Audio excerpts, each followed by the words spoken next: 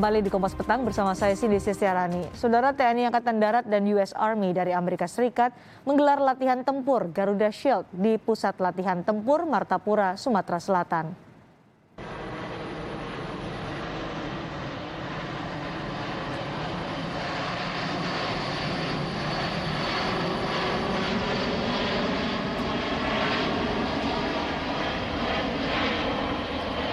Latihan penerjunan dilakukan dengan 9 unit pesawat C-17 Globemaster yang diikuti oleh 569 prajurit terdiri dari 91 penerjun TNI Angkatan Darat dan 478 penerjun US Army.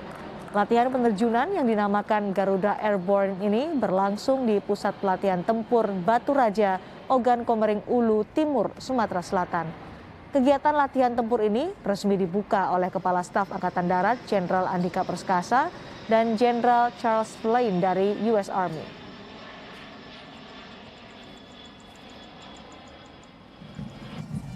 Latihan tempur akan digelar hingga 14 Agustus mendatang. Latihan bersama US Army Pacific telah digelar selama 15 kali. Kepala Staf Angkatan Darat Jenderal Andika Perkasa menyatakan latihan yang digelar saat ini adalah latihan terbesar dalam sejarah. Latihan tempur serentak ini dibagi dalam 3 wilayah latihan, yakni di Puslatpur Batu Raja, Sumatera Selatan, Amborawang, Kalimantan Timur, dan Makalisung, Sulawesi Utara.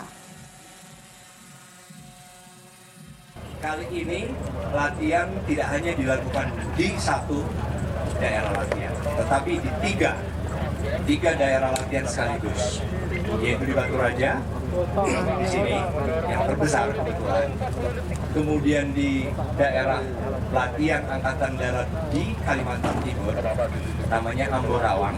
Di situ bagian dari Komando Pendidikan Latihan Pertempuran Angkatan Darat yang berada di bawah Kodam Kalimantan Timur dan Kalimantan Selatan. Di sana kita juga melakukan latihan, dan titik ketiga ada di Sulawesi Utara. Di Sulawesi Utara itu di daerah latihan Makalisung. I remember Garuda Shield back as early as 2014, and I would say that the complexity of the operation that is going on today in 2021 is extraordinarily different. So by way of your first question as an example, I think that the progress that's been made in Garuda Shield, at least since the time that I've been watching it from 2014, that being now 7 years, is really remarkable.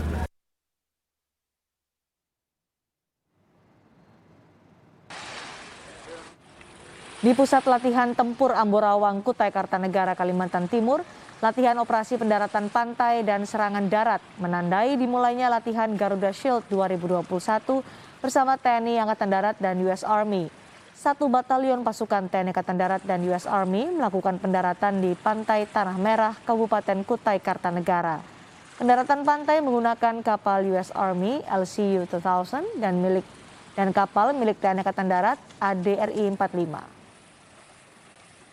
Garuda Shield 15 2021 di hari pertama untuk pelaksanaan kegiatan, yakni kita melaksanakan diskenarikan pasukan kita melaksanakan pendaratan di daerah Tanjung Harapan, wilayah Samboja.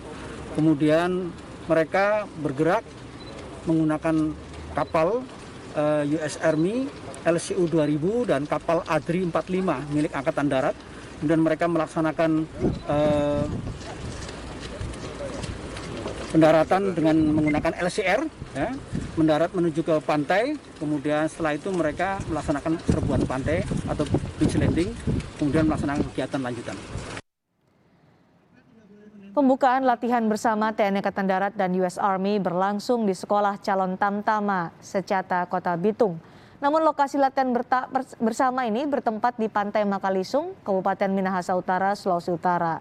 Latihan yang diberi nama Garuda Shield ke-15 ini melibatkan 2.161 prajurit TNI Angkatan Darat dan 1.547 prajurit tentara Amerika Serikat yang dimulai dari 1 hingga 14 Agustus.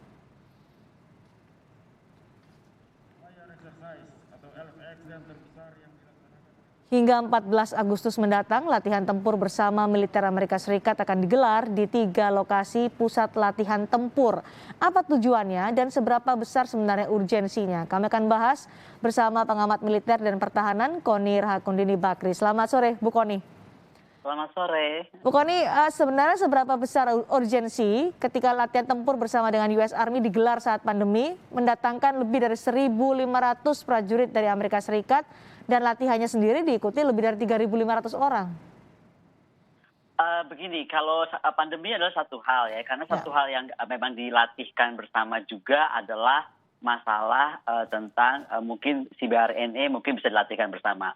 Dan kalau dilihat dari konstelasi kawasan, ini yang sekarang menarik bahwa mungkin dilakukan karena berhubungan dengan konstelasi kawasan. Tapi saya mau bicara yang lain dulu.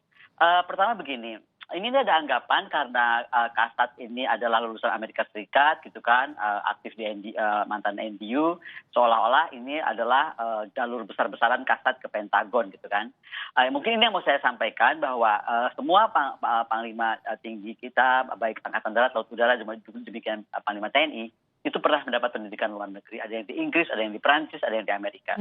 Dan tidak berarti sebenarnya karena lulusan sana kemudian seolah-olah bisa memasukkan atau memutuskan latihan sebesar ini tiba-tiba. Sebentar ya, tapi sekali lagi kalau saya bicara ini bukan saya anti Latgab. Saya sangat bangga pada apa yang dilakukan oleh Pak Andika sampai sebegitu besar pasukan masuk gitu kan dengan latihan yang sebegitu hebat. Tapi ada beberapa pertanyaan dan saya pikir ini harus kita bisa simpulkan. Pertama begini, kalau kita ada exercise sebesar ini di 3 lokasi gitu kan, itu akan membuat pertanyaan pada negara-negara tetangga kita misalnya atau negara-negara lain, Indonesia ini sedang bersiap-siap aliansi atau apa ya gitu. Karena ini kan kita jelas-jelas kita tuh negara non-blok. Nah, negara non-blok kemudian lokasi kita tuh ada di 3 tempat latihan, yaitu di Sumatera, di Kalimantan, dan di mana? Di Sulawesi. Itu kan mengarahnya kemana kita tahu, nggak usah disebut ya. Nah, ini yang menurut saya kalau kita masih non-blok, saran saya mungkin Pak Andika bisa bicara juga dengan Bu Menlu dan Pak Menhan, karena jangan sampai status non-blok kita ini jadi agak terganggu gitu. Karena hampir semua telepon ke saya itu nanyakan apakah Indonesia siap-siap ke aliansi gitu kan. Nah, satu itu. Yang kedua, mungkin Pak Andika harus segera kontak dengan Cina, kawan-kawan yang di Cina, atau juga kawan-kawannya di Rusia, untuk segera melakukan exercise Dragon Shield, Garuda Dragon Shield atau Garuda Bear Shield gitu, Garuda beruang ya. Jadi kita memegang satu sisi coalition of the willing, yaitu Amerika dan kawan-kawannya, dan kita bikin exercise sebesar ini. Yang kedua adalah kita kemudian membalance kembali karena kita juga berlatih bersama dengan Cina dan juga Rusia yang masuk dalam coalition of the willing. Tapi pertanyaan saya dengan tempat yang berubah-ubah ya kan, bukan berubah, tempat yang 3 terpisah, bukan berubah, 3 tempat terpisah, ini agak mengganggu curiosity saya. Karena setahu saya kalau di luar negeri itu kita kalau mau kunjungan, mau latihan tuh nggak boleh ngasak tempatnya. Jadi kalau semua tamu semua apa ya ke situ aja dibawanya karena ada faktor kerahasiaan. Nah, saya nggak tahu kenapa tempat-tempat ini dipilih. Tapi kalau ini yang terjadi, maka menurut saya harus terjadi resiprokal.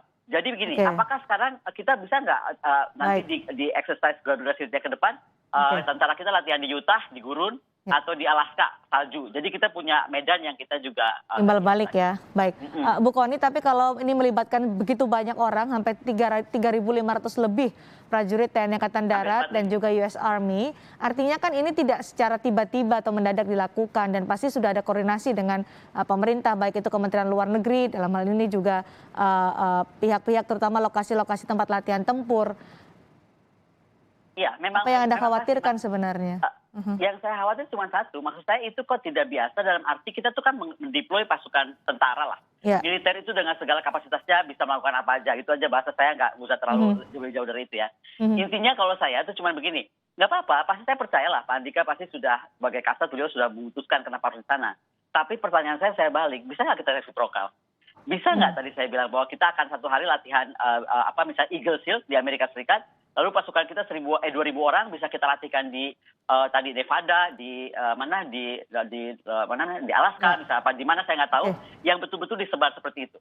Setahu saya sekali lagi dalam kecuali latihan kecil-kecil ya, kayak itu nggak masalah. Tapi kalau latihan besar sebesar ini, sepertinya itu nggak biasa. Nah itu mungkin yang saya concern. Yang ketiga, ini tuh menurut saya latihan yang terbesar loh dalam sejarah, dan ini kita harus Ya. apresiasi Pak Andika Perkasa. Mhm. Tapi pertanyaan saya, kenapa bukan yang buka Panglima TNI misalnya, atau tidak ada statement dari Kemhan kenapa ini dilakukan, ya kan? Apa sih strategi atau urgensinya gitu di tengah-tengah saat ini? Apakah tadi karena masalah kawasan gitu kan? Oke. Tapi yang paling penting juga, kalau saya melihatnya gini, kita sangat menghormati Pak Andika karena beliau itu Chief of Army ya. Baik. Jadi Chief of Army bintang 4, Kepala Staf Angkatan Darat. Ya. Nah, yang hadir sekarang tuh Charles Quinn, bagaimanapun walaupun dia jenderal, dia tuh Commanding General for USARPAC. Jadi bukan untuk the whole armed forces-nya Amerika Ya. Serikat. Baik. Jadi kalau kita tuh Kogab Wilhan. Nah, gitu kan, Panglima Kogab Wilhan. Nah, kenapa? Maksud saya bukan dari Amerika sendiri, ada sama gitu. Jadi Pak Andika posisinya bisa sama dengan Kepala Staf Angkatan Darat Amerika Serikat. Dipertanyakan oleh Bu Kony kenapa yang mengumumkan bukan Panglima TNI atau Menteri Pertahanan soal latihan terbesar dalam sejarah kerjasama Indonesia dan juga Amerika Serikat. Tapi kalau sampai ini terlaksana, bukankah pihak-pihak yang tadi disebut oleh Bu Kony sudah mengetahui dan sudah menyetujui hingga akhirnya terjadilah latihan terbesar antara TNI Angkatan Darat dan juga US Army ini? Kalau mengetahui dan menyetujui, saya rasa sih sudah pasti. Tapi sekali lagi, buat saya tuh ada yang aneh dalam eksersis sebesar ini tidak di-announce gitu loh. Maksud saya tidak jadi besar gitu. Padahal ini kan eksersisnya besar sekali. Yang kedua yang paling penting, tadi saya bilang, kita itu sampai hari ini masih non-alignment.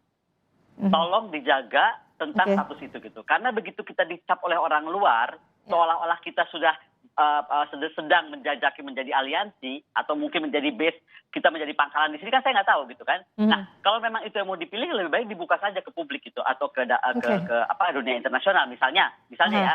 Apakah ini menunjukkan sinyal kuat bahwa Amerika Serikat memerlukan base di bawah? Karena kan kalau dari Filipina masih agak terlalu jauh, kita masih lebih dekat nih misalnya ya. Apakah Natuna misalnya? Ya sudah, bilang aja nggak apa-apa, tapi kita jadi aliansi Amerika Serikat. Itu kan lebih jelas. Nah, kedua, malah kalau dengan seperti itu malah lebih gampang, kita malah bisa bikin kita bisa bikin hutan-hutan kita, Papua, Kalimantan, tempat latihan jungle warfare, malah kita bisa sewakan gitu. Maksud saya, kita berlatih dengan tentara asing gitu kan, kepentingan buat kitanya apa yang kita dapatkan, ya kan? Karena ini kan pasukannya besar sekali ya. Lalu sebaliknya tadi, resiprokalnya apa yang kita dapatkan, itu harus terjadi, dan itu yang saya rasa kita harus tunggu kira-kira nanti kabar dari Pak Andika bagaimana. Apakah ini adalah simbol bahwa Indonesia membutuhkan dukungan Amerika Serikat untuk menghadapi konflik yang ada di kawasan misalnya di Laut Cina Selatan? Simbol atau tidak simbol, yang memutuskan itu Kementerian Luar Negeri bersama-sama Kementerian Pertahanan. Itu yang saya bilang tadi. Posisi non-alignment itu betul-betul posisi yang membingungkan, karena kita tuh harus rata semua. Bukan cuma ke 1-2 negara, ke semua negara, 160-an sekian negara itu.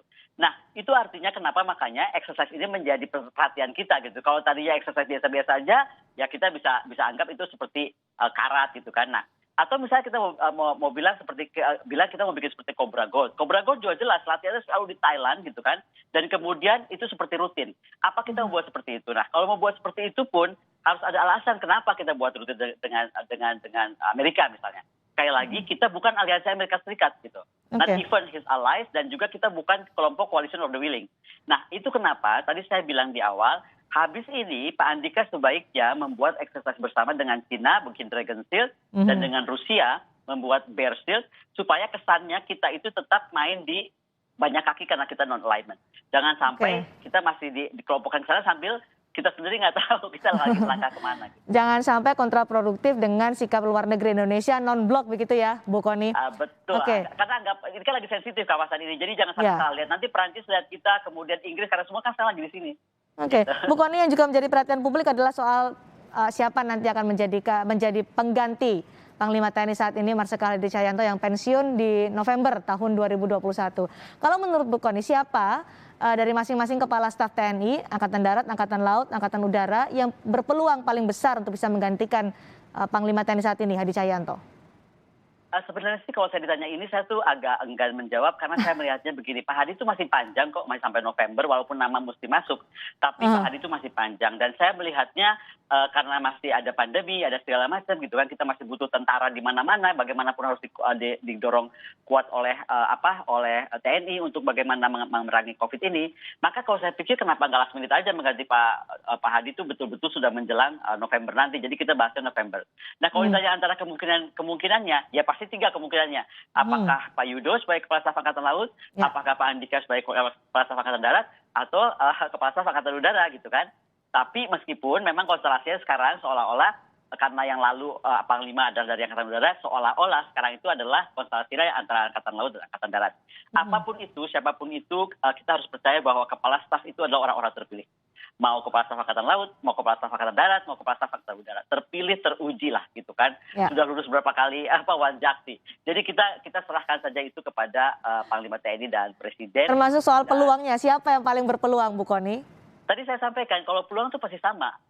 Sebenarnya kalau saya bilang peluang itu 3 sama. Tapi karena kemarin itu Angkatan Udara, biasanya Angkatan Udara nggak mungkin secara berurutan akan Angkatan Udara lagi kan gitu kan. Nah masih berarti kan ada 50-50, ada di tangannya Pak Kasat, Andika Perkasa, ada di tangan Pak Yudo. Apa sebenarnya pertimbangan Presiden untuk bisa menentukan siapa Panglima TNI berikutnya? Karena juga DPR saat ini menunggu nama-nama Panglima TNI baru. Apakah pertimbangan politis, ada pertimbangan lain Bu Kony? Banyak ya, kalau jadi pemilih seorang Panglima TNI itu pertimbangan banyak sekali dan itu lebih baik ditanyakan ke Presiden karena beliau yang kan. Tapi intinya adalah banyak sekali pertimbangannya, segala aspek harus dipikirkan, tapi yang paling penting adalah gini, kita punya PR besar, dan PR besar itu adalah bagaimana mengejar janji Presiden yang pertama tentang poros maritim dunia, ya kan? Nah ini kalau siapapun nanti menjadi Panglima gitu kan untuk menggantikan Pak Hadi, maka ini harus meneruskan jejak Pak Hadi, bagaimana memperkuat kita menjadi negara poros maritim, dirgantara dan permukaan dunia.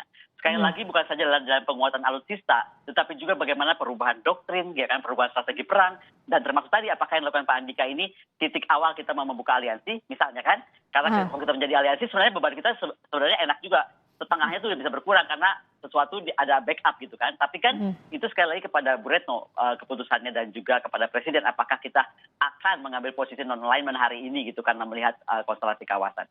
Kalau tadi kan meneruskan apa yang sudah dilakukan oleh Panglima TNI saat ini, Marsikal Hadi Cahyanto, tapi pekerjaan rumah, PR besar yang nanti harus dikerjakan oleh next Panglima, menurut Bu Kony? Saya kira tadi meneruskan bagaimana visi Presiden, bagaimana mengembalikan kejayaan dirgantara, maritim dan permukaan, dan sekali lagi ya, kita menghadapi abad Asia Pasifik yang bergolak. Kemarin-kemarin di depan mata kita cuma Amerika dan China yang bersaing, atau ada India atau Australia. Sekarang sudah masuk negara-negara mantan kolonialisme, yaitu British masuk kembali ke kita, Prancis masuk kembali ke kita, Belanda, mungkin Portugis akan segera. Pokoknya negara-negara NATO juga bergerak, dan sekali lagi mereka tuh sudah membuat sebuah persatuan-persatuan lah gitu kan. Ada FPDA, ada Quad, ada ANZUS tuh yang antara Australia, New Zealand dan NATO, dan banyak sekali. Pokoknya NATO itu sekarang bekerja sama dengan negara-negara sekitar kawasan. Jadi sekali lagi dulu ancamannya hanya 3 atau 4, buat kita sekarang akan menjadi lebih kompleks gitu kan, sehingga kita betul-betul harus hati-hati memutuskan. Dan sekali lagi kita kalau bicara realistis aja ya, Amerika sekuat itu aja punya aliansi. China walaupun dia tidak resmi menyatakan, tapi dia tanda kutip somehow dia punya aliansi. Nah sekarang tinggal posisi Indonesia seperti apa. Mungkin ini yang sudah dilakukan oleh Kasat, paling tidak menunjukkan bahwa kita tuh punya kedekatan gitu kan dengan salah satu negara, sehingga bisa melakukan eksersis seperti ini. Tapi kembali dengan segala hormat, karena kita masih non-alignment, sebaiknya Kasat juga segera melakukan dengan China dan Rusia. Baik, terima kasih Bu Kony Rahakundini Bakri telah berbagi pandangan bersama kami di Kompas Petang hari ini. Terima kasih Bu Kony.